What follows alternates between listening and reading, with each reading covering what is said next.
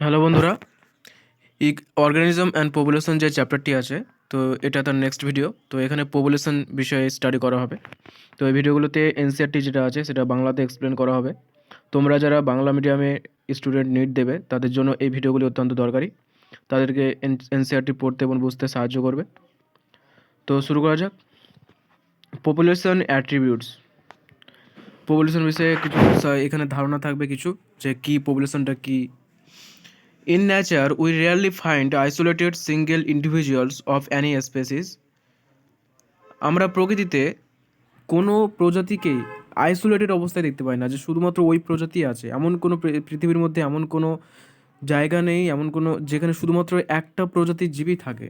Majority of them live in groups in a well defined geographical area, share or compete for similar resources. তাদের বেশিরভাগই কী হয়, group আকারে থাকে বা দলবদ্ধ হিসাবে থাকে।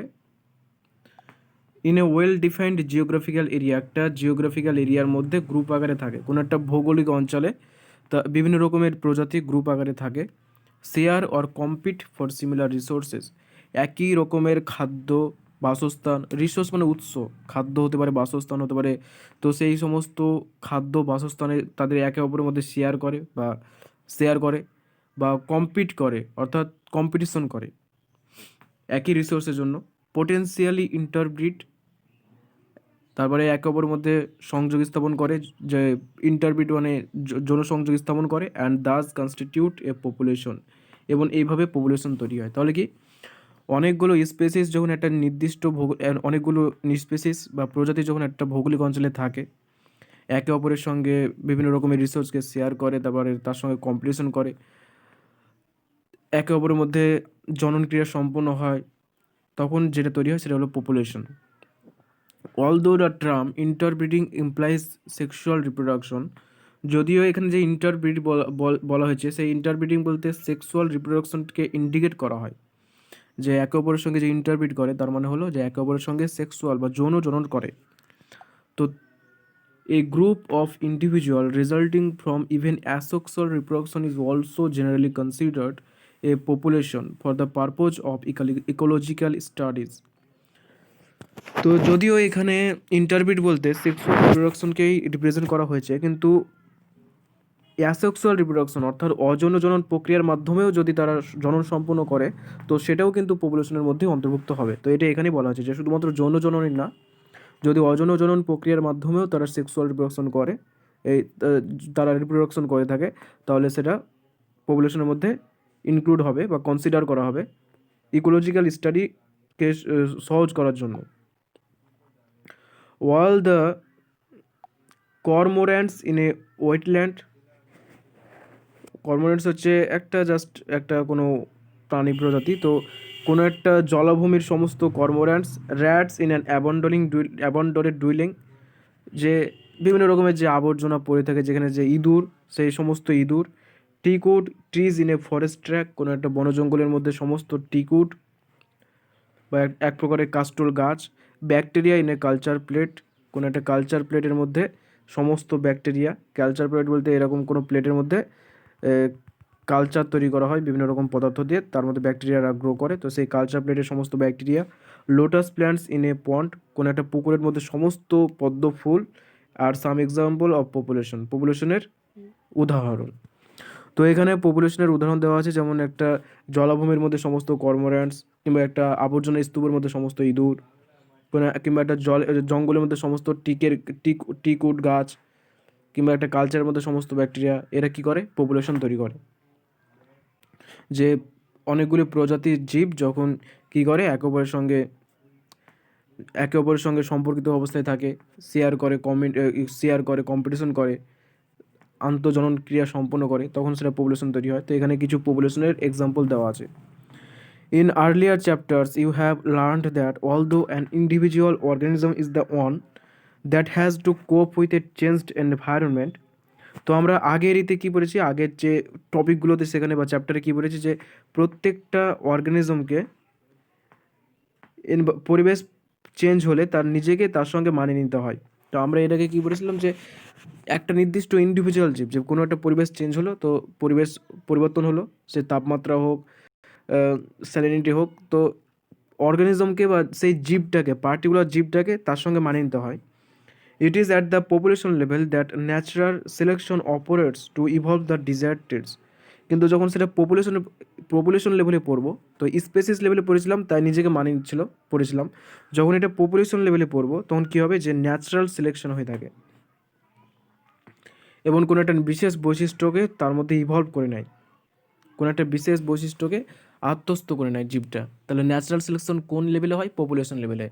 আমরা যে এভলিউশন চ্যাপ্টারে ন্যাচারাল সিলেকশন পড়বো, তো সেই ন্যাচারাল সিলেকশন যার মাধ্যমে কোনো একটা জীব যে কোনো একটা প্রজাতির যে কোনো পরিবেশে নিজেকে মানিয়ে নিতে পারে, তো সেটা কোন লেভেলে হয়? সেটা পপুলেশন লেভেলে হয়। স্পেসিস লেভেলেও হয় না, কমিউনিটি লেভেলেও হয় না, সেটা হয় পপুলেশন লেভেলে ন্যাচারাল সিলেকশন।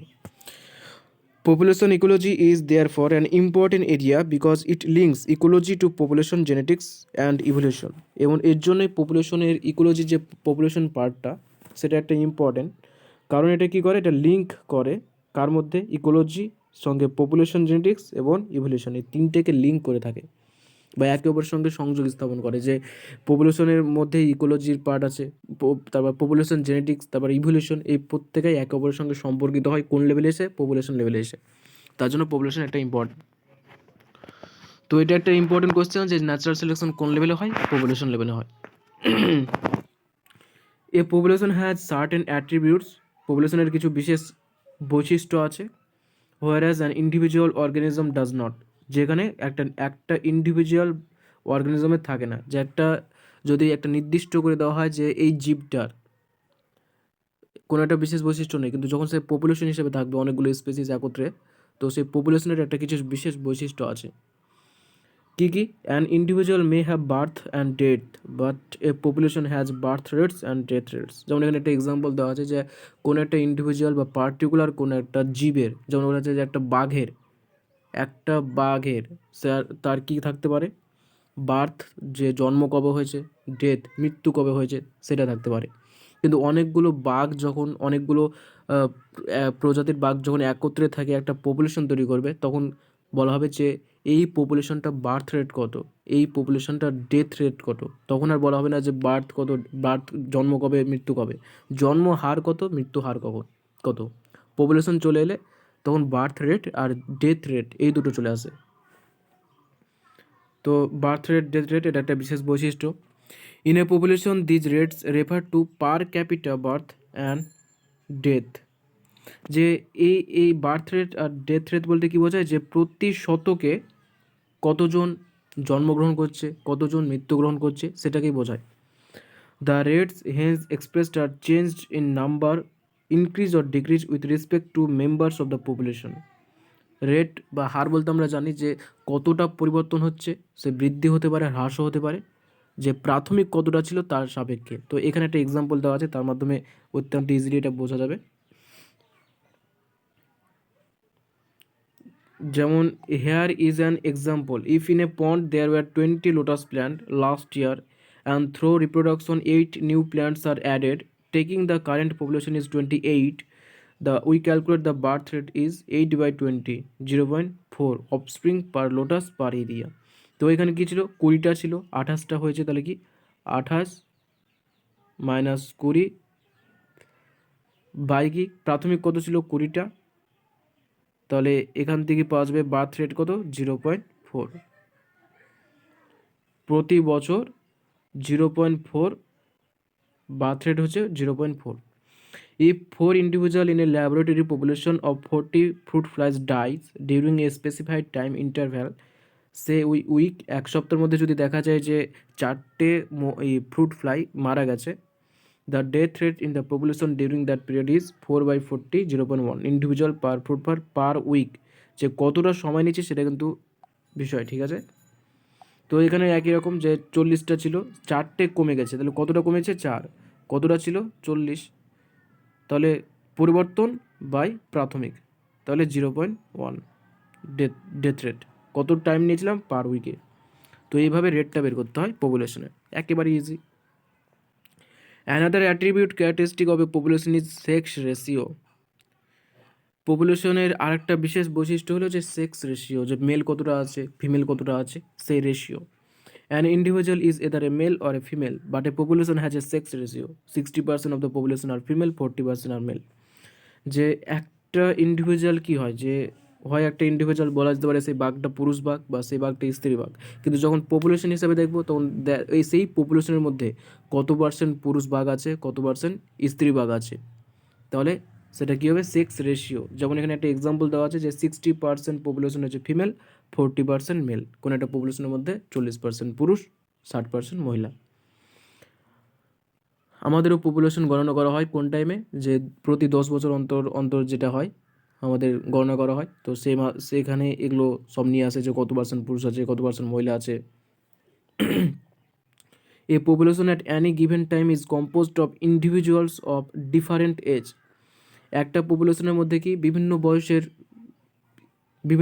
বয়সেরই থাকতে পারে, জীব থাকতে পারে। যেমন আমাদের মানুষের মধ্যে কেউ 10 বছরের, কেউ 5 বছরের, কেউ 20 বছর, কেউ 30 বছর, কেউ 40 বছর, কেউ 50, কেউ 60, কেউ 80, কেউ 100, বিভিন্ন এজের আছে। If the age distribution percent individual of a given age or age group is plotted for the population, the resulting structure is called an age pyramid. তো এজের যে ডিস্ট্রিবিউশন যদি করা হয়, যে হয়তো হয়তো বলা যেতে পারে যে 1 বছর থেকে জন্ম থেকে নিয়ে 18 বছর পর্যন্ত একটা গ্রুপ, 18 থেকে নিয়ে 40 পর্যন্ত একটা গ্রুপ, 40 থেকে নিয়ে 70 পর্যন্ত একটা গ্রুপ, যদি এইভাবে গ্রুপ করা হয় এবং তারপর যদি সেটাকে গ্রাফ আকারে যদি তৈরি করা হয়, তাহলে যেটা পাবো তাকে বলা হবে age pyramid, For human population, the age pyramids generally show age distribution of males and females in a diagram. তো হিউম্যান পপুলেশন বা মানুষের ক্ষেত্রে কী হয়, যে এজ পিরামিড আছে এখানে 3টে, এক্সপ্যান্ডিং, স্টেবল আর ডিক্লাইন। তো এজ পিরামিডগুলো কী শো করে, যে age distribution of males and females in the diagram, একটা ডায়াগ্রামের মাধ্যমে এজ ডিস্ট্রিবিউশনটাকে ইন্ডিকেট করা হয়, যে প্রি রিপ্রোডাক্টিভ কতটা আছে, রিপ্রোডাক্টিভ কতটা আছে, পোস্ট রিপ্রোডাক্টিভ কতটা আছে। The shape of the pyramid reflects the growth status of the population. এবং এই শেপটা, যে গ্রাফটার যে আকার আকৃতি, সে থেকে বোঝা যায় যে সেই পপুলেশনটা কেমন, যে পপুলেশনটা গ্রো করবে না পপুলেশনটা ডিক্লাইন করবে, না পপুলেশনটা স্টেবল থাকবে, যেমন আছে তেমনই থাকবে গ্রোথ রেটটা, সেটা আইডিয়া করা যায়। যেমন ওয়েদার ইট ইজ গ্রোয়িং, এটা বৃদ্ধি পাবে, স্টেবল, যে যেমন আছে তেমনই রেট থাকবে, না ডিক্লাইন, যে যেরকম আছে তার থেকে কমবে আস্তে আস্তে, এটা বোঝা যায়। তো যেমন এখানে 3টে আছে, এক্সপ্যান্ডিং, স্টেবল আর ডিক্লাইন। তো এটাকে 3টে পার্টে বিভক্ত করবে। এটা হচ্ছে প্রি রিপ্রোডাক্টিভ, যারা রিপ্রোডাকশন করতে পারে না, 0 থেকে নিয়ে 15 বছর পর্যন্ত ধরা যেতে পারে আইডিয়া করে। রিপ্রোডাক্টিভ হয়তো 15 থেকে 50 বা 40, 45। আর পোস্ট রিপ্রোডাক্টিভ যারা বুড়ো হয়ে গেছে, 45 বা 50 থেকে নিয়ে 70। তো এইভাবে যদি গ্রাফ করা হয়, তো দেখা যাবে যে প্রি রিপ্রোডাক্টিভ সবচেয়ে বেশি, রিপ্রোডাক্টিভ তার থেকে কম, পোস্ট রিপ্রোডাক্টিভ সবচেয়ে কম। তাহলে কি এই যে এটা কি এই যে এরকম একটা পিরামিড হয়ে যাচ্ছে। এটা হচ্ছে এক্সপ্যান্ডিং, যে এটা যেহেতু জনন কার্য সম্পূর্ণ করতে পারবে এমন সংখ্যাটা বেশি, তার জন্য এটা এক্সপ্যান্ড করবে। যেমন আমাদের ভারত বা চীন হচ্ছে এই গ্রাফটা।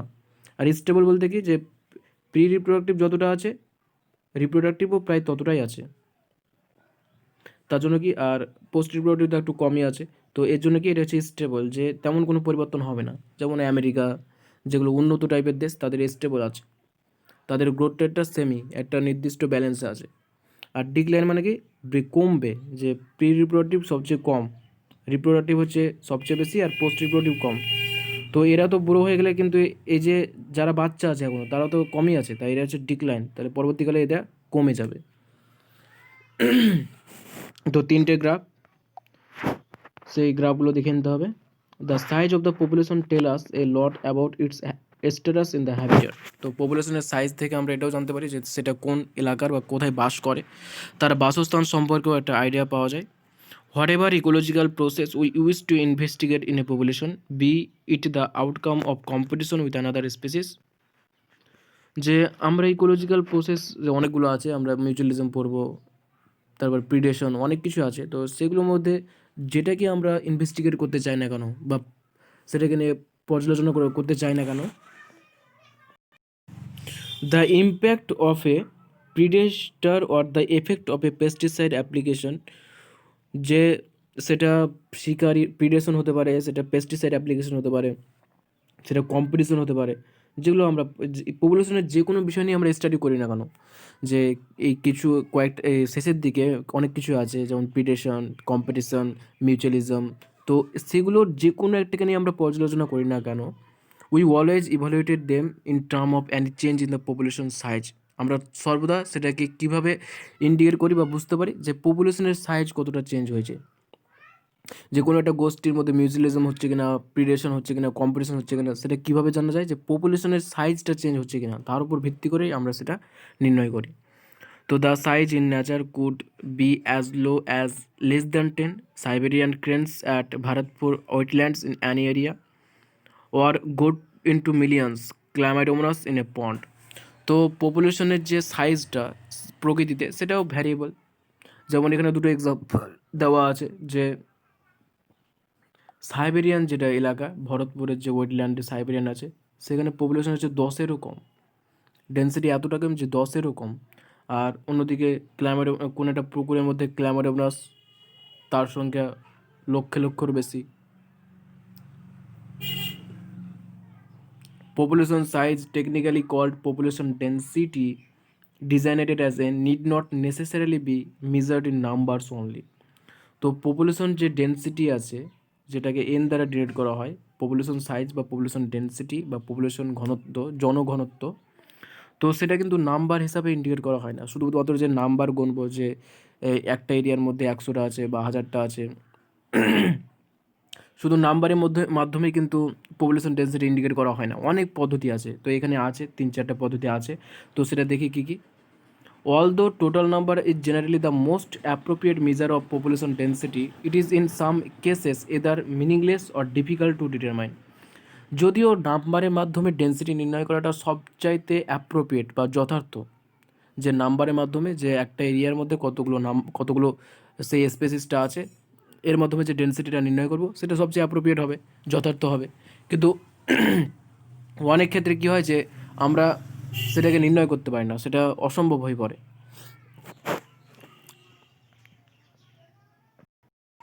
তো in an area, if there are 200 Parthenium plants but only a single huge banyan tree with a large canopy, stating that the population density of banyan is low relative to that of Parthenium amounts to understanding the enormous role of the banyan in the community.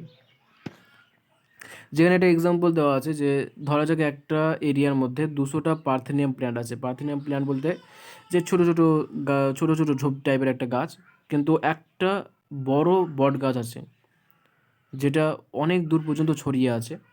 Stating that the population density of banyan is low relative to that of parthenium. কিন্তু এর মাধ্যমে যদি সংখ্যা দিয়ে গণনা করি, তাহলে কী হবে, যে মাত্র একটা বট গাছ আর 200টা পার্থেনিয়াম, তাহলে কি পার্থেনিয়াম ব্যানিয়ানের ডেন্সিটি বা ঘনত্বটা কম। To understanding the enormous role of the banyan air in that community, কিন্তু এক্ষেত্রে কি এটা কি যথার্থ হচ্ছে, যে একটা ব্যানিয়ান ট্রি কতটা এলাকা জুড়ে ছড়িয়ে আছে, কতটা শাখা প্রশাখা বিস্তৃত আছে, কিন্তু পার্থেনিয়াম ছোটো ছোটো গাছ 200টা হলেও কতটা হবে, কতটা এলাকা হবে, খুব অল্প এলাকাতেই ছড়িয়ে আছে। তো যদি সংখ্যা দিয়ে বিবেচনা করতে যাই, তাহলে কিন্তু দেখা যাবে যে একটা মাত্র বট গাছ আর 200টা পার্থেনিয়াম, তাহলে পার্থেনিয়ামের ঘনত্বটা বেশি। কিন্তু আমরা বাহ্যিক দিক থেকে তো দেখছি যে না, এটা তো যথার্থ হচ্ছে না।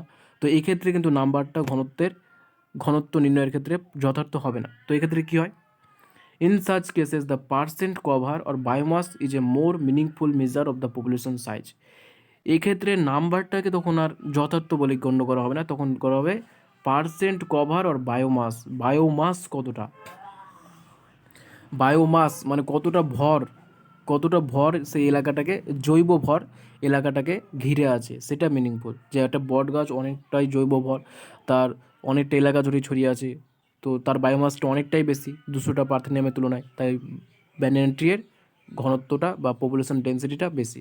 এক্ষেত্রে কিন্তু নাম্বারটা যথার্থ হলো না। Total number is again not an easily adaptable measure if the population is huge and counting is impossible or very time consuming. তো টোটাল নাম্বারটা আরেক ক্ষেত্রেও যথার্থ হয় না যদি দেখা যায় যে একটা এলাকা প্রচুর বড় এবং তার মধ্যে কতটা সেই জীব আছে সেটা গণনা করা অসম্ভব। তো একটা এক্সাম্পল এখানে আছে, বলে দিচ্ছি।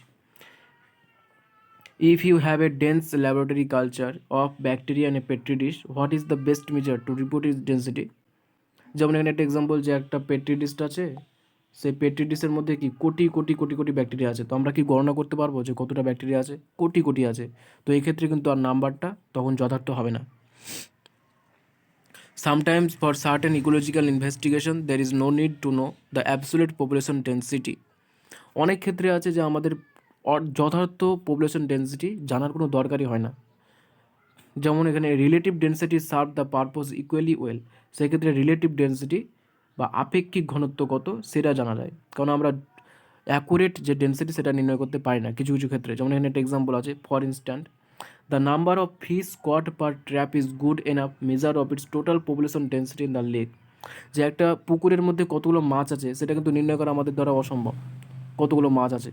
কিন্তু একবার জাল ফেলার মাধ্যমে কতটা উঠছে, হয়তো 10 বার জাল ফেললাম, তো একবার হয়তো 15, একবার 20, একবার 25, একবার 18, একবার 19, একবার 22, এভাবে মাছ উঠছে। তাহলে একটা আইডিয়া করে আসতে পারে যে এর ঘনত্বটা 20, যে অ্যাভারেজ যেটা আসছে। তো এক্ষেত্রে কি যথার্থ হচ্ছে না, কিন্তু একটা রিলেটিভ যে ডেন্সিটি সেটা নির্ণয় করছি, কারণ এক্ষেত্রে তো আমরা যথার্থভাবে বলতে পারি না যে কতটা মাছ আছে। তো এক্ষেত্রে রিলেটিভ ডেন্সিটিটা তখন অ্যাকুরেট হয়ে যায় বা এটাই তখন যথার্থ হয়ে যায়। We are mostly obliged to estimate population size indirectly without actually counting them or seeing them. আবার অনেক ক্ষেত্রে আছে যে আমরা প্রকৃতভাবে তাকে দেখি না, কোনো কী কী জীব আছে তাদেরকে না দেখি তাদের পপুলেশন ডেন্সিটি মাপতে পারি। তো মাপি বা গণনা করি কী কারণে? যেমন একটা এক্সাম্পল আছে, the tiger census in our national park and tiger reserve is often based on pug marks and faecal pellets. যে বাঘ কতগুলো আছে সেটা ন্যাশনাল পার্কে বা কোনো প্রকৃতির মধ্যে কোনো বন জঙ্গলের মধ্যে যখন মাপতে যাই যে কতটা বাঘ আছে, তখন কিন্তু আমরা গুণে দেখি না যে এই 1টা 2টো 3টে এইভাবে বাঘ আছে সেভাবে করি না, কারণ এটা অত্যন্ত রিস্কের। তো সেক্ষেত্রে কী দেখি আমরা যে পাক মার্কস অ্যান্ড ফিকাল প্লেলেটস, যে কতগুলো পায়ের ছাপ আছে বাঘের, বা ফিকাল প্লেটস বলতে যে মল আছে সেই মলের সংখ্যা, এর উপর ভিত্তি করে একটা আইডিয়া করা যায়।